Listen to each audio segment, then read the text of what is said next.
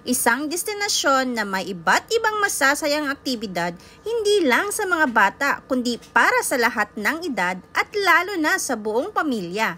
May magandang tanawin, malamig na klima at higit sa lahat mga adventure rides mula sa pinaka-basic hanggang sa mga extreme rides.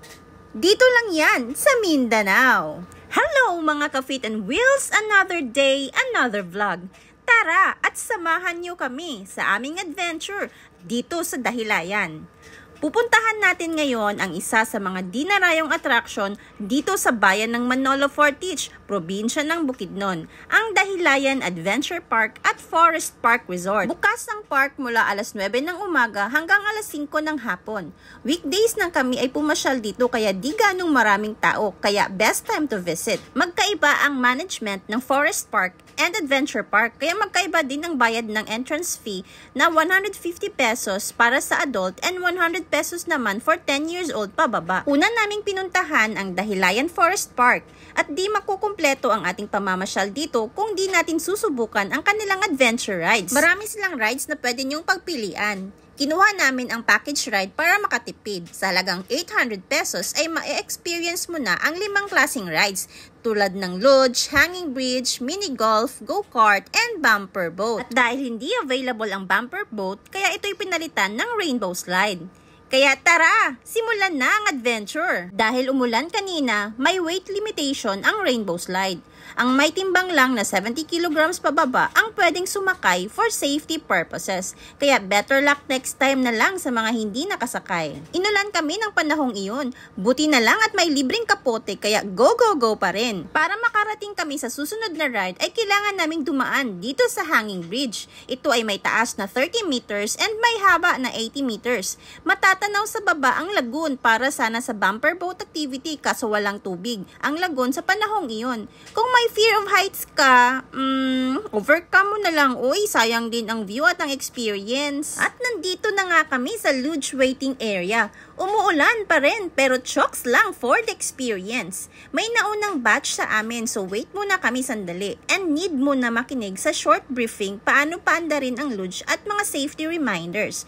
Rain or shine, so here we go!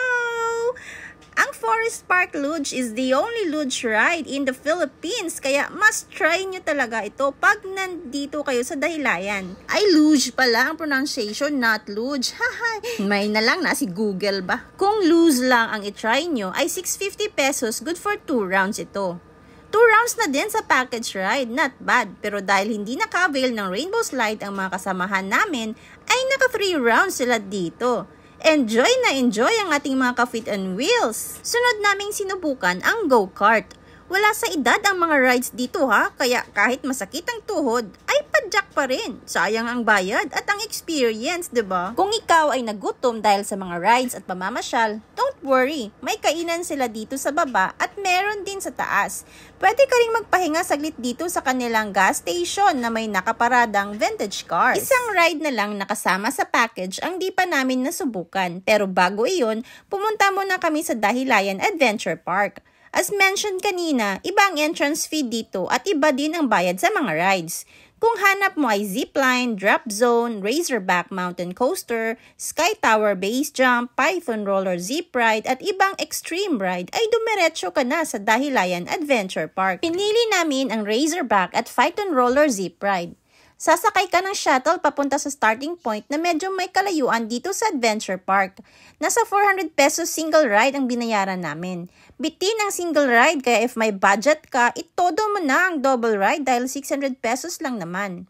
Ang Razorback ay kauna-unahang alpine mountain coaster dito sa Pilipinas. Ito ay may haba na 600 meters. Madali lang imaniobra ang coaster dahil mano-mano lang ito.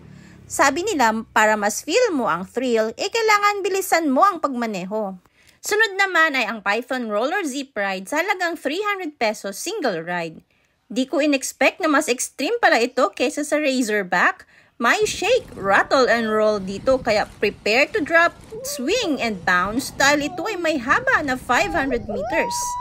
Note, ito ang kauna-unahang zipline roller coaster sa buong Asia. Kaya dapat nyo itong itry dahil basta-basta try nyo na lang. Huwag maging KJ ha pag nandito kayo sa Dahilayan. Try nyo mga rides para sulit ang pamamasyal nyo. At kahit pagod na, ay go pa rin kami sa last ride na kasama sa package. Ito ang mini golf. Picture-picture na lang dito dahil pagod na nga kami. Ang bilis ng oras, ano? This is one amazing adventure we will never forget. See ya!